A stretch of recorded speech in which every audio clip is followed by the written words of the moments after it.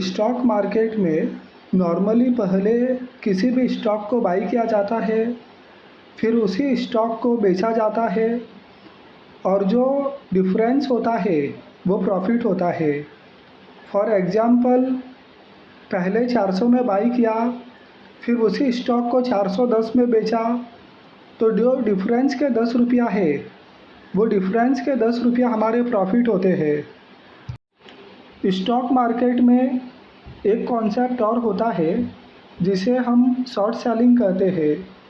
उस कॉन्सेप्ट में पहले किसी भी स्टॉक को सेल किया जाता है, फिर उसी स्टॉक को बाई किया जाता है और उस ट्रेड को कंप्लीट किया जाता है। फॉर एग्ज़ाम्पल, पहले हम 400 रुपये में किसी भी स्टॉक को बेचते हैं, फिर उसी स्टॉक को 390 में ख़रीदते हैं और जो 10 रुपया डिफरेंस का होता है वो 10 रुपया हमारा प्रॉफिट होता है। तो शॉर्ट सेलिंग कॉन्सेप्ट में पहले बाई नहीं करके पहले किसी भी स्टॉक को सेल करते, फिर उसी स्टॉक को बाई करते हैं, उस ट्रेड को कंप्लीट करते हैं और जो डिफरेंस होता है वो डिफरेंस हमारा प्रॉफिट होता है। शॉर्ट सेलिंग का एक ये भी मतलब है कि किसी भी स्टॉक को उच्च भाव में पहले बेच देना, फिर उसी स्टॉक को कम भाव में फिर से बाई कर देना और ट्रेड कंप्लीट कर देना और जो डिफरेंस का अमाउंट होता है वो डिफरेंस का अमाउंट हमारा प्रॉफिट होता है। शॉर्ट सेलिंग में लॉस होने की भी संभावना रहती है। जब स्टॉक को हम बेचते हैं तो वो स्टॉक गिरना चाहिए, वो स्टॉक कभी भी बढ़ना नहीं चाहिए। फॉर एग्ज़ाम्पल, हमने 400 में पहले किसी स्टॉक को बेचा है तो वो स्टॉक 400 से नीचे गिरना चाहिए, बढ़ना नहीं चाहिए।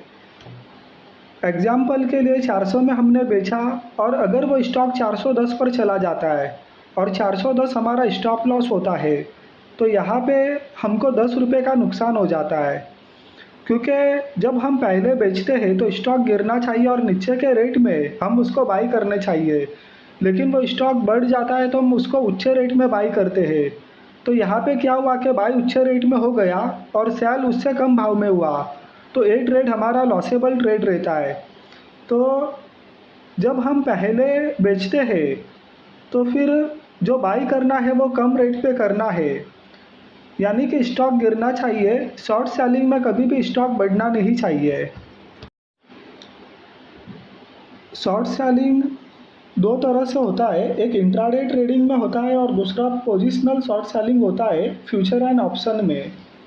इंट्राडे ट्रेडिंग में एक ही दिन में पहले हमको बेचना है किसी भी स्टॉक को, फिर उसी स्टॉक को हमको ख़रीदना भी है। हम जो शॉर्ट सेलिंग की पोजीशन है उसको हम अगले दिन पर इंट्राडे में कैरी नहीं कर सकते, उसी दिन हमको उस ट्रेड को स्क्वायर ऑफ करना है। जबकि जो फ्यूचर एंड ऑप्शन होता है डेरिवेटिव, उसमें जिस दिन हम सौदा लेते हैं उसी दिन हम सौदा काट सकते हैं और अगर उस दिन हम सौदा नहीं काट सकते हैं तो उस पोजीशन को एक्सपायरी डेट जो कि महीने के आखिरी गुरुवार को होती है, तब तक हम शॉर्ट पोजीशन को कैरी कर सकते हैं।